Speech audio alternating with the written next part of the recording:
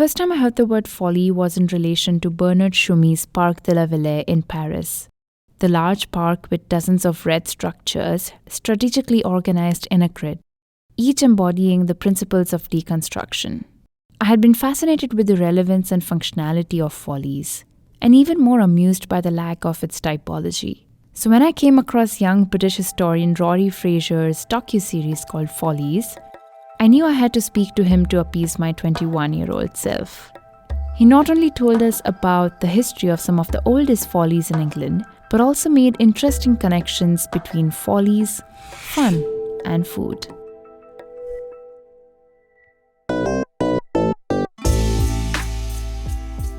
I am Vaishnavi Shukla, and this is Architecture Off Center, a podcast where we highlight contemporary discourses that shape the built environment but do not necessarily occupy center stage in our daily lives.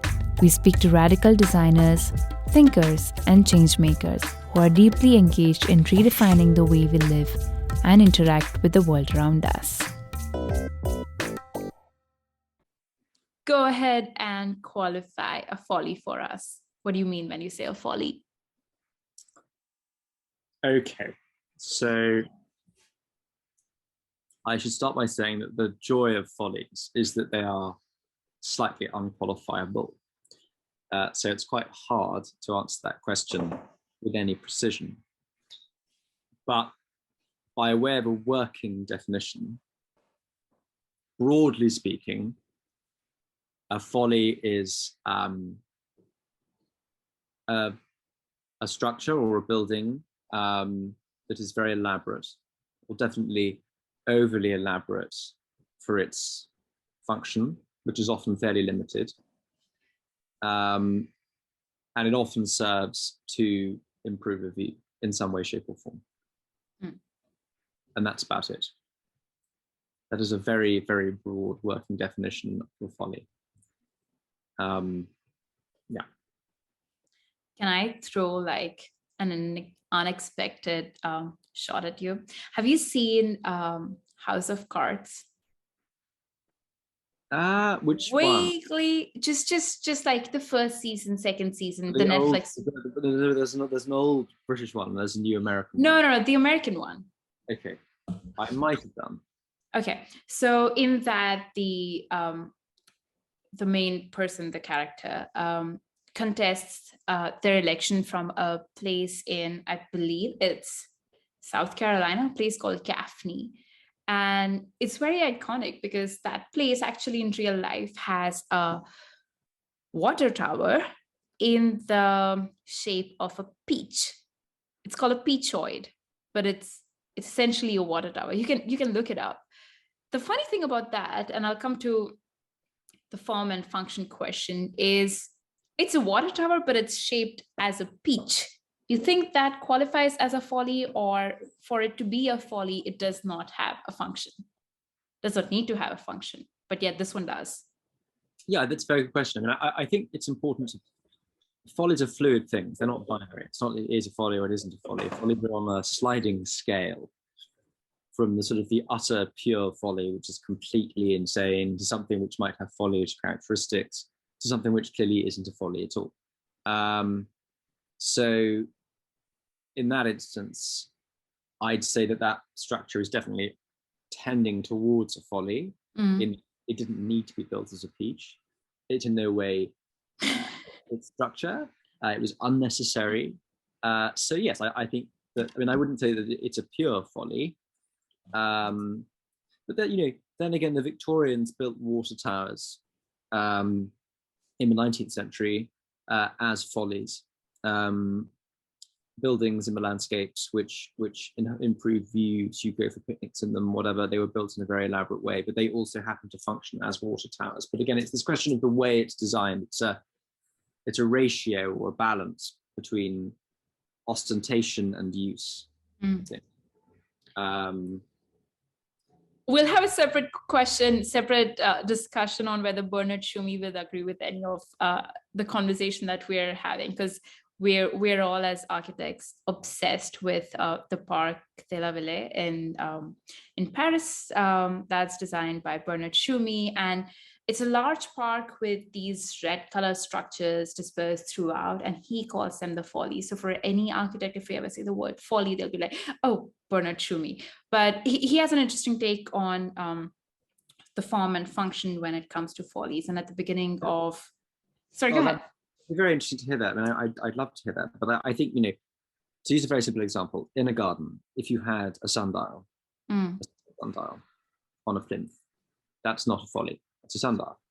Correct. But if that sundial has a large gazebo over the top and is set within its own little garden, and the sundial is enormous, and maybe there is a pink hippo, sort of statue of a pink hippo nearby, on top of the gazebo, then that sundial is beginning to morph into a folly. So as I say, it's a sliding relationship. So there's a level of like extraordinariness to these follies. It's something out of the ordinary.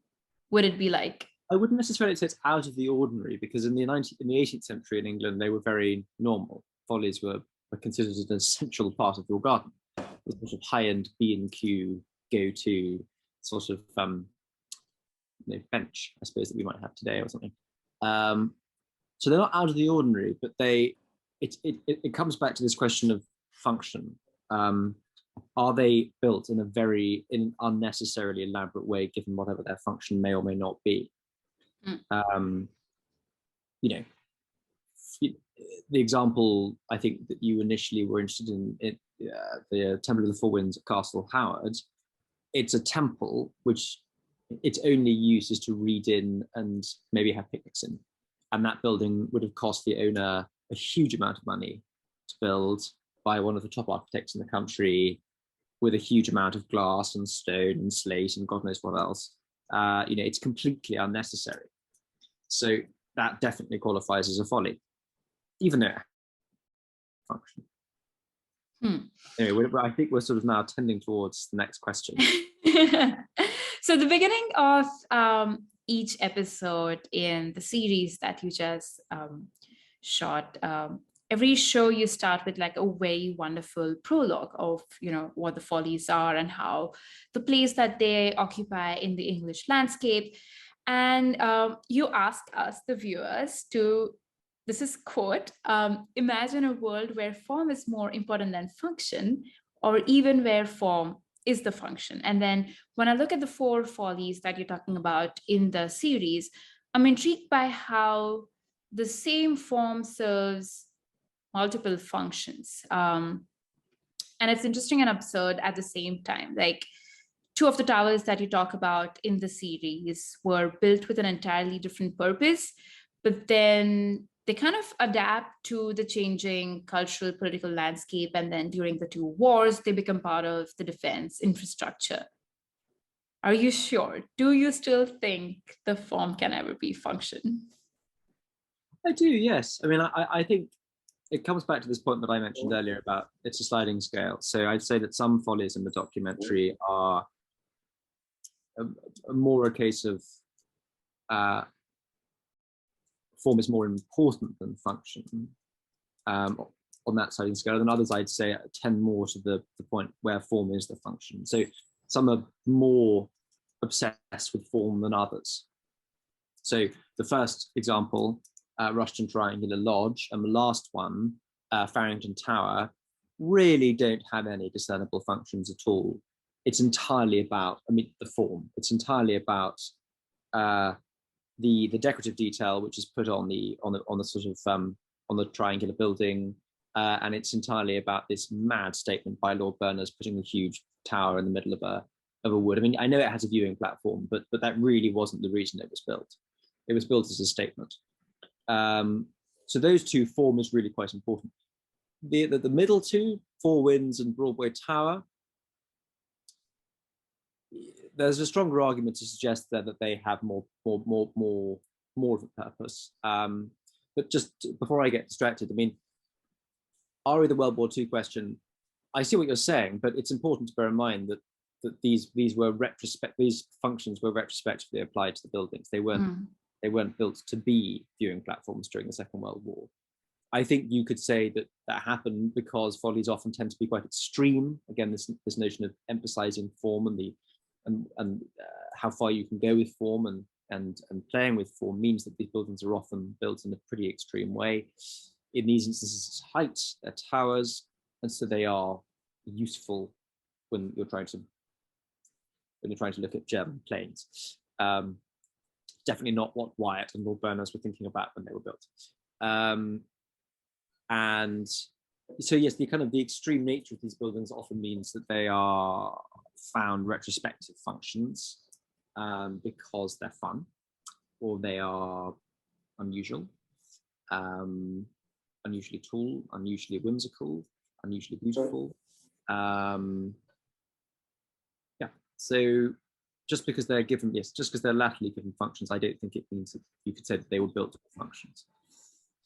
I want to pick on the word whimsical and push you to talk about the first folly, the one which is obsessed with the number 3, Yes. obsessed to like another level. It's pretty ACD, isn't it? Do you want to talk about it? Do you want to talk about what went behind in the construction of that? The only reason I ask is there are several stylistic references to, I don't know, like the ongoing architectural movements in the Follies. Like you can significantly identify each folly to be belonging from one movement or the other. And so when you use the word whimsical, I'm almost thinking about, well, they're not out of time, they're not like anachronistic in the sense. They are very cognizant of the time that they're building. Yes, they don't prescribe to the general rules of what the style might prescribe, but they would fit within like the larger discourse on what that style comprises. Like, for example, like even the Temple of Four Winds, right, the Rotunda. But okay, I don't want to overstep myself. Let's begin with the folly that was whimsical and obsessed with the number 3. In brief answer to your question, I know what you mean, but the follies in the documentary were chosen partly because they were representative examples of the period's architectural styles. Mm-hmm. So that the documentary would also serve as apologize for British thunder, would serve as an example of the development of British architectural history. There are some very, very, very strange, wacky follies which absolutely do not adhere to the period styles, which I didn't include. They're much more difficult to talk about. And perhaps not quite as interesting, as I say, if one is watching a documentary, not only to learn about follies, but also to learn about architecture. On the Russian Triangular Lodge, what do you want to know about it? I mean, there are lots and lots of things to say. So because this is a podcast, most people are going to be listening to it. How about you give us like an audio tour of what the place is like? Well, Russian Triangular Lodge is an Elizabethan building, meaning that it was built in the late 16th century. It's basically very old. It is a triangular building, a 2-story triangular building, possibly 3 stories if you include the gables. It's quite big. I'd say it's about the size of a bus. It consists of interlayered ironstone and I think limestone.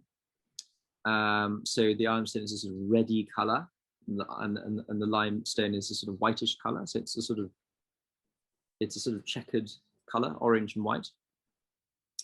And it's covered in symbolism. It's covered in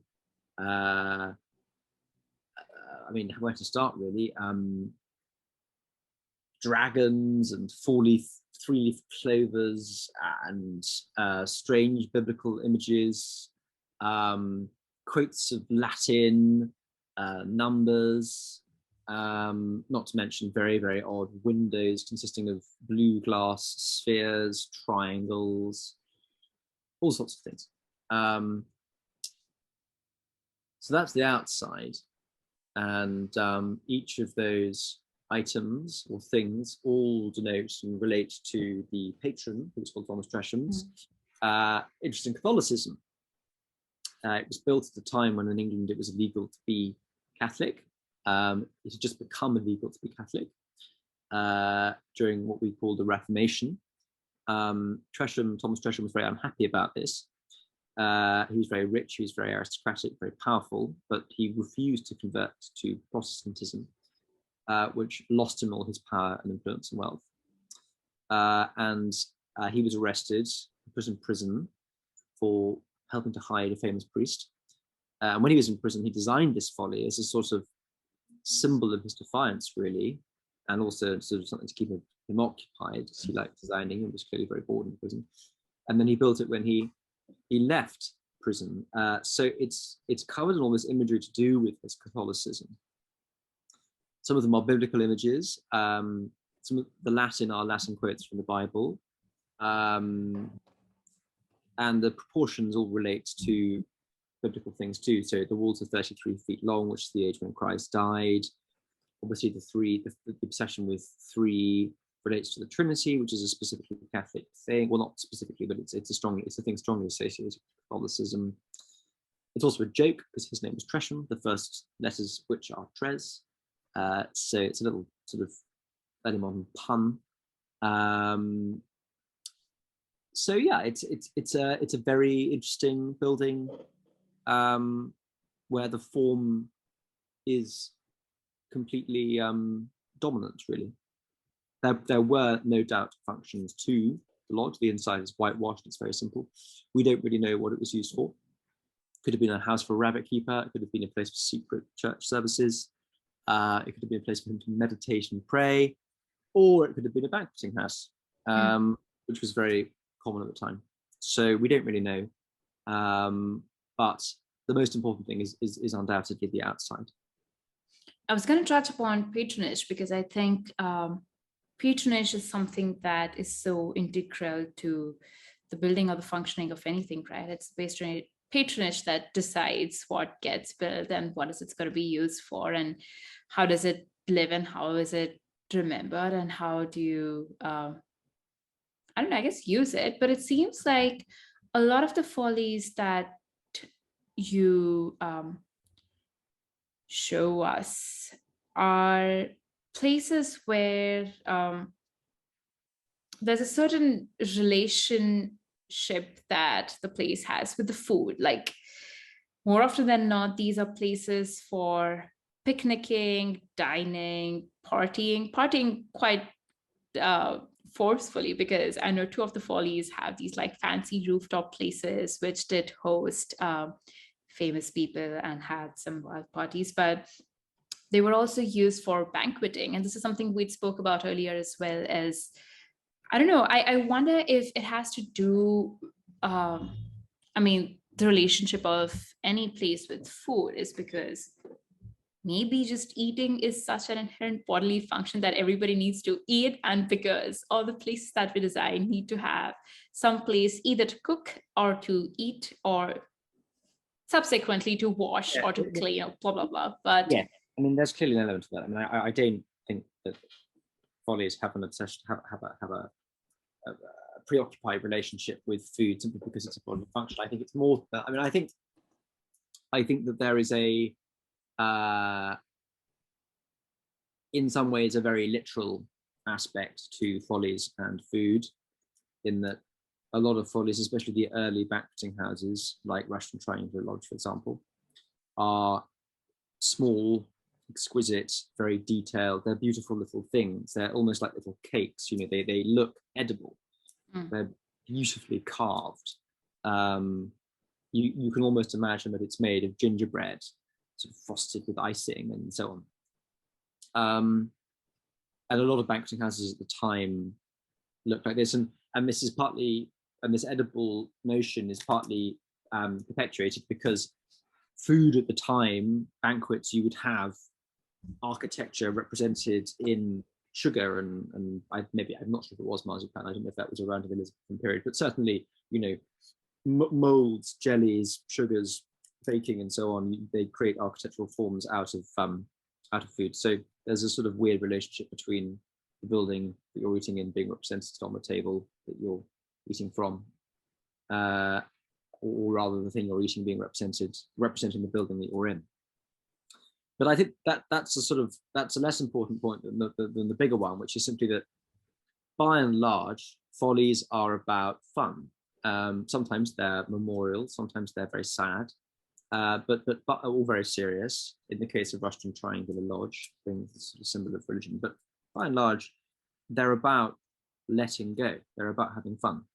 They're about celebrating beautiful things in life, art forms, gardens, architecture, love, whatever it may be, the imagination, whimsy, as we were talking about earlier, and food is one of the things that we tend to love. So, good company, conversation, etc. So I don't think it's a coincidence that these buildings that are basically associated with life's good things happen to also be places where we eat a lot. And I'll be talking about this later when I'm discussing my own perfect idea for a folly. But yes, I mean, follies are often built away from the house, in the garden, a place to escape. They're built in a very elaborate way, a stupid way, you might say, very lavish, very decadent. Decadence is, of course, associated with parties. Parties are associated with food. As I say, it's a sort of place to let your hair down. In the same way that architectural rules are being broken to create these buildings. I mean, to be more specific, more historical, there was a form to banqueting houses. What I've just been describing is probably more sort of maybe a bit later on, to the 18th century. So banqueting houses were an integral part of Elizabethan routines. Which this probably isn't the right way to begin. I mean, follies themselves grew out of banqueting houses in Britain. Banqueting houses are obviously places where you eat. And banqueting houses, sort of grew out of the house. So they initially came over from Italy. And the idea was that from sort of loggias, where you would either be in the garden or often on the roof of a building. So you'd have your meal and or you'd have your meal on the roof. It'd be very beautiful, whatever. This is considered to be Italian, Roman. So that the British started, or especially specifically the English, to build banqueting houses on roof lines. And the idea is you'd eat in your great hall, often with all your servants and your guests, and then you would retreat with your close friends and your family up onto a banqueting house on the roof, which was very elaborate in Elizabethan houses. They were really detailed, really amazing, otherworldly spaces.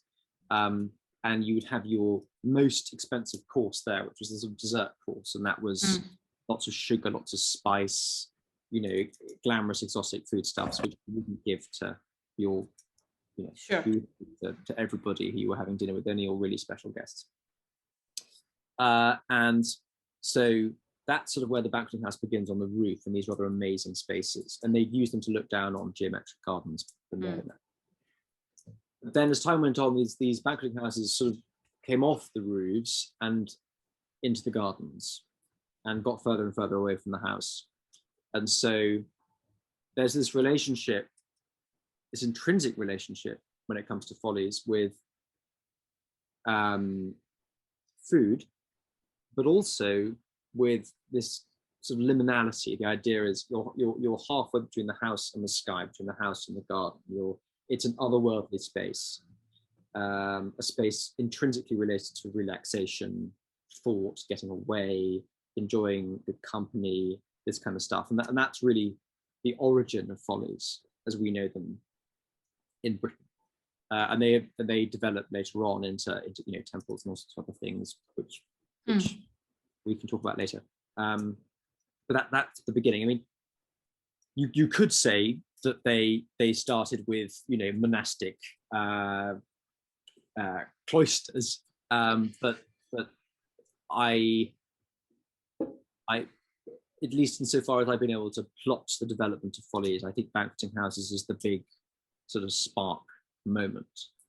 It's not to say that we didn't have architecture outside before then, but this is when it became very popular and quite frivolous.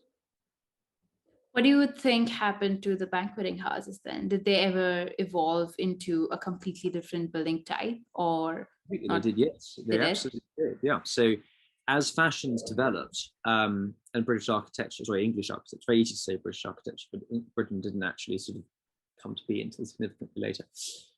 English architecture, they developed with the development of architecture. So this idea of the dessert course in the banqueting house gradually lost fashion, went out of fashion, and with that, architectural design changed, and the prevailing tastes became classicism. And so these strange buildings and landscapes, which were initially built as sort of otherworldly, whimsical spaces to eat in, slowly developed into sort of temples in the landscape, which were designed to resemble classical gardens, Roman gardens. And they were still used for picnics, as you said earlier, but this sort of total emphasis on food, I think, changed a bit, altered. So the folly kind of gets hijacked by the classical agenda, and then that gets that then gets hijacked by the Gothic agenda, and that gets hijacked by the. So follies are dynamic spaces which tend to reflect the prevailing issues, thoughts, preoccupations of the day. Which goes very neatly back to what we were talking about earlier, when you said that the follies in the documentary seem to be quite representative of the periods that they come from. So there we are. But you know what? I think it's very fascinating how you got to give it to the follies for having that kind of room to adapt to whatever is coming along its way.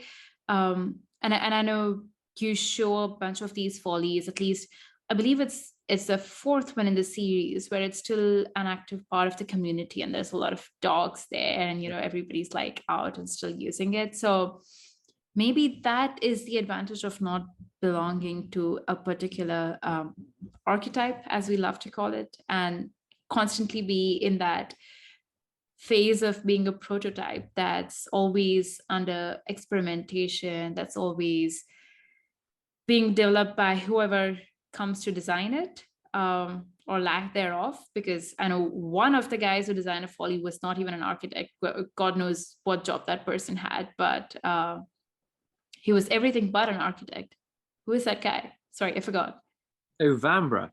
That's the guy. Yeah. Vambra's fantastic. Vambra's my favorite. But it was yeah. I think, I mean, I've been interested. I've always looked at follies. I think it's very fascinating how it doesn't fit into any bracket, and a lot of architectural theorists have written books and books about mostly trying to understand Bernard Tschumi, but that's for another day. If you were to change hats, and if you were to extrapolate your research and devise a kit of parts to build your own folly, what would that be? And what would that look like? And most importantly, how would that function? Take it away. Well, I can see you've now laid lots of intricate traps for me, haven't you? And I'm now going to totally go through. I'm going to destroy all my own definitions of my own folly. Well, can I just say this is a very pleasurable exercise to think about, in the impossible world where I have enough money to design my own folly. It was a lovely exercise in whimsy. So follies are very esoteric. They depend on the patrons, what they like.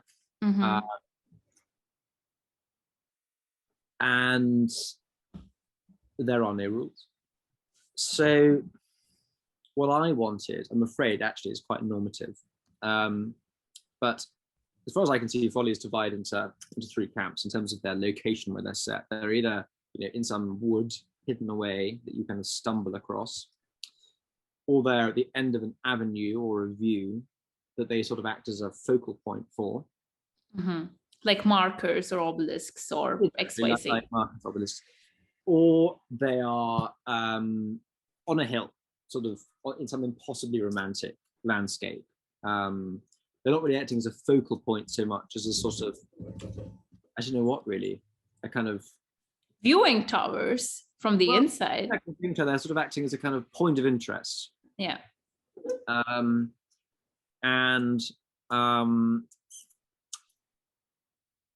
think so. I personally would opt for the second option. It's a focal point. I think maybe at the end of an avenue. I've always loved avenues, and I think that there's an interesting relationship between architecture at the end of an avenue, and as you move down the avenue, you kind of move away from the realm of the house to the realm of the garden and the folly, and there's a sort of interesting transition of energy and space there. To the end of an avenue, and I would imagine something which is maybe a bit like an orangery. I love that type of buildings. Big windows, lots of light, which has different uses. It's primarily a place to get away. So it's, during the day, it's a study where I work, maybe with a nice big desk, which can be turned cunningly into a table.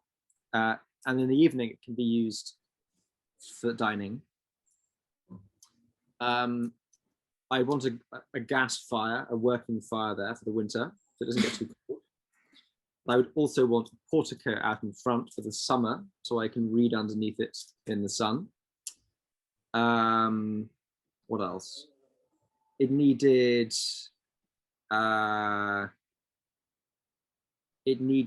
good sound system for parties, possibly a projector that I could pull down for film, so I can do some film screenings in there. What else? Oh yes, and some sort of impossibly incongruous story, some sort of totally made up history that makes it maybe a sort of ghost story, or some English king got murdered there or something. I don't know, something totally made up that kind of made it a place of interest. So I'm not going down the sort of agonized Catholic sort of theological simple route. I'm going down the sort of the decadent fun route. But I basically want a space that was dedicated to what I think are the good things in life. So the art forms, time with friends, family, that kind of thing. Can I catch you here? Go on. It's interesting how in your show you say the form is the function, and yet while describing your folly, you only describe functions. Did you realize that?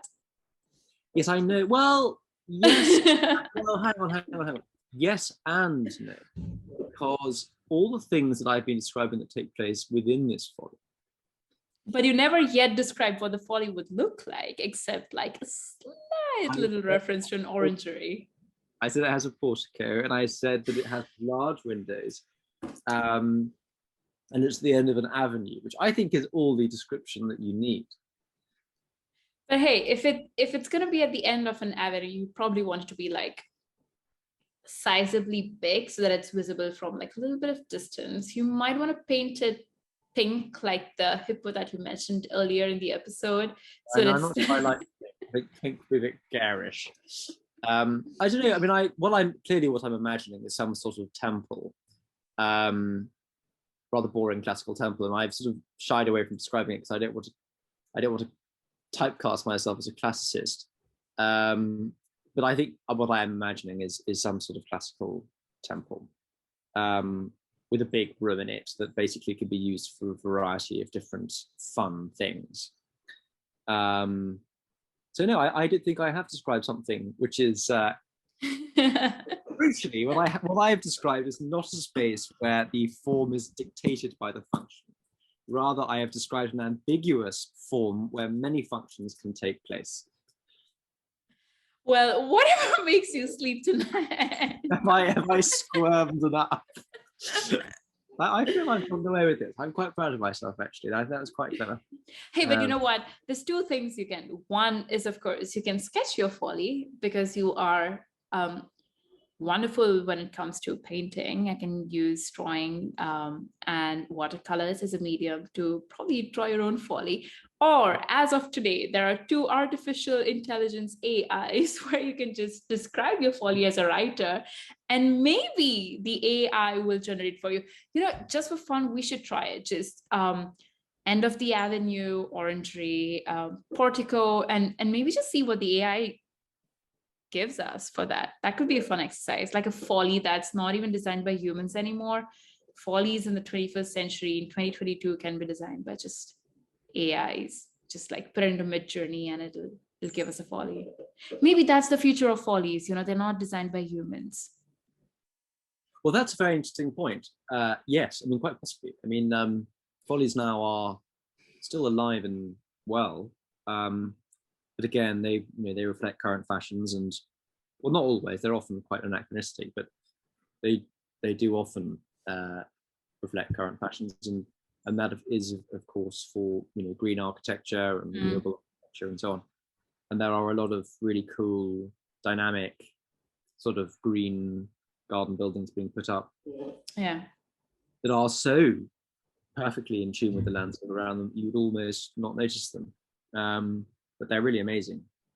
And that feels like I sort of imagine thousands of sort of hobbit holes from Lord of the Rings, green turfed roof and sort of bucolic people gardening around them. But yeah, I mean, I throughout history, I don't see.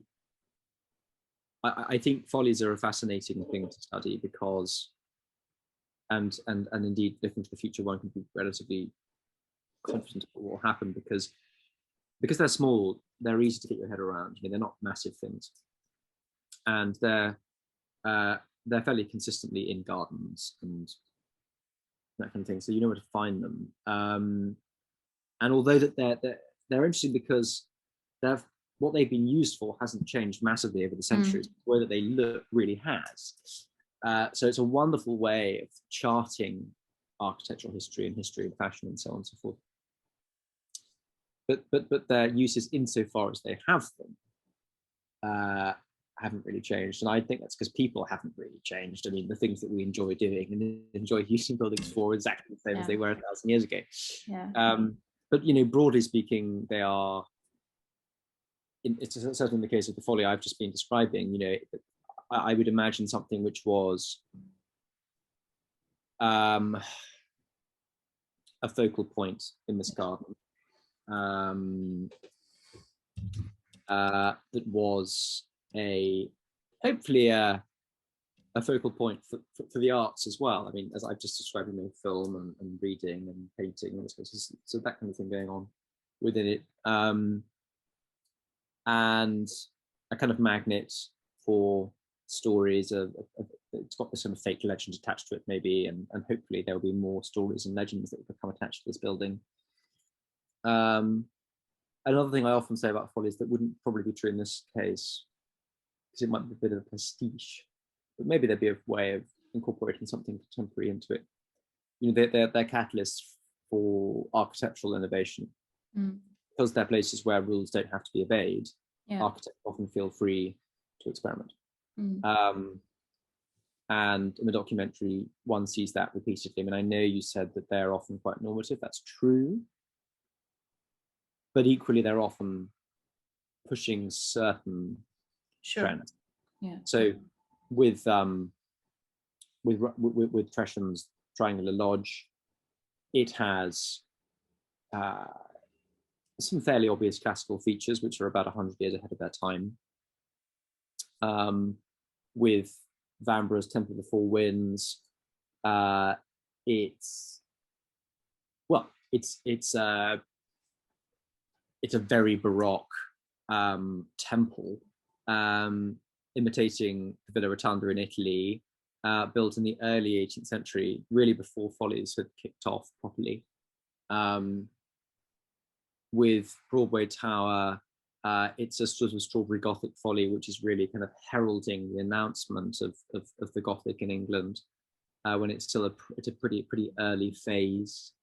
And with Berners, well, Farrington Tower is quite difficult because it really, there's not much going on there, and it is just a huge sort of orange tower. But even then, I mean, it's architecturally completely eccentric. Yeah. It doesn't follow any rules at all. But that question is less about aesthetics and more about personality. But I think each of them, in their own way, are pushing boundaries. No, for sure. Yeah. I was never really questioning their bold approach towards building. I just meant in the way that each of these follies kind of give a nod to the time period in which they were built. They were not necessarily too ancient or too forward-looking, but they did push the envelope in terms of the time in which they were being built. I don't know if it makes sense. No. Okay. In true folly sense, it doesn't make sense. Okay. Say that again. Say that again. I was just trying to say that all these follies, I'm by no means saying that they're as normative as normal functional buildings as like palaces, houses, administrative building, courthouses, blah, blah, blah. They did push the boundary in terms of the time period within which they were being built, but they did give a slight nod to that context. They were not necessarily they were not trying to be too ancient looking or mimic a separate style that existed before, or nor were they that futuristic in the sense, they were not really trying to break out of the stylistic bubble in which they existed. Like there was still, you could probably see the building and take clues from it and place it in like a chronological order. Does it still make sense? Yeah. Well, yes and no. I mean, Broadway Tower would, to the untrained eye, would look like it was older than Rushton Triangular Lodge because it's a medieval castle. But as we all built know, after, sure, that was a fashion for the neo-Gothic, Gothic, 200 years later, or actually longer than that, 300 years.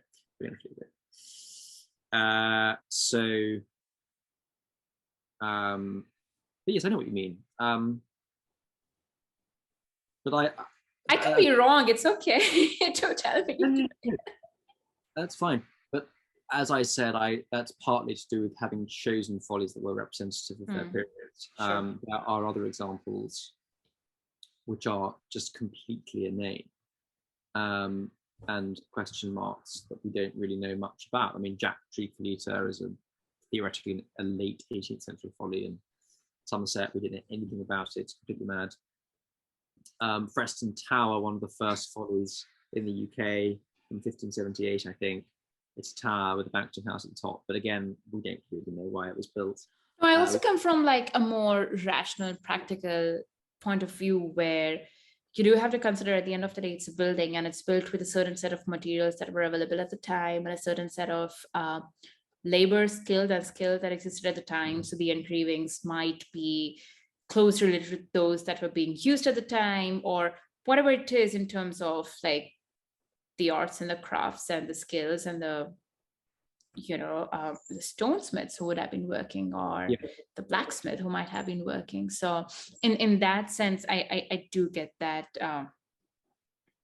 it reflects, well, whatever. I don't want to stretch you too thin. Don't I might be going off topic.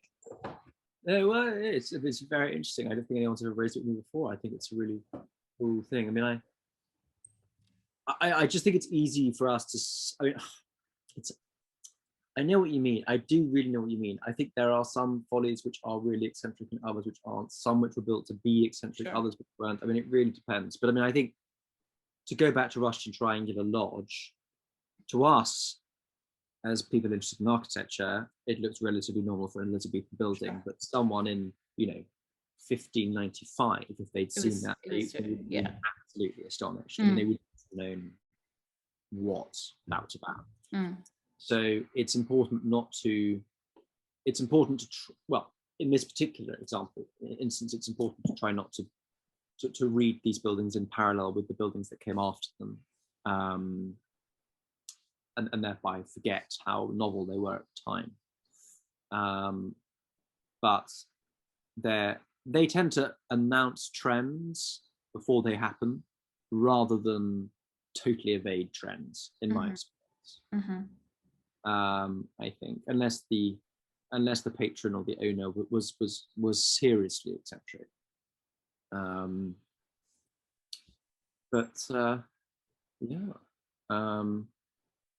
Anyway. So what's next for you now? Well, so we got a book done, and we have a show that's already fantastically produced and very well made, and also really fun to watch. Sometimes it can get a little overwhelming when you see something like, oh my god, there's so much information to absorb, but I found it very easy to watch. It was good. It was fun in the true folly sense. So now, what are we up to? Well, that's very kind. I'm glad you enjoyed the documentary and the book. So I divide my time between three things. I write, paint, and present, as my website puts it. So, it's a question of short, medium, and long-term activities. So in the immediate term, I do a lot of painting. I run a small business painting architectural commissions, which I knock out, relatively frequently. And I enjoy doing that because it keeps my eye in for looking at architecture and thinking about architecture. So that's one thing I am doing. In the sort of the medium term, I'm plotting with Andrew, the wonderful cameraman and producer of Follies, to make more documentaries. We're thinking about different things, exploring different ideas, and trying to work out what would be most popular, most interesting, most doable. That's our next project.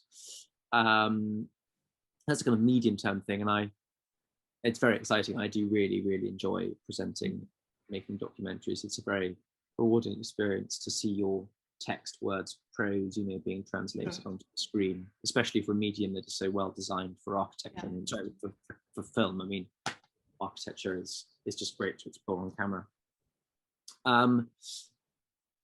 And then, so long term, I also write. So I'm beginning another writing project now, which is very exciting. A second book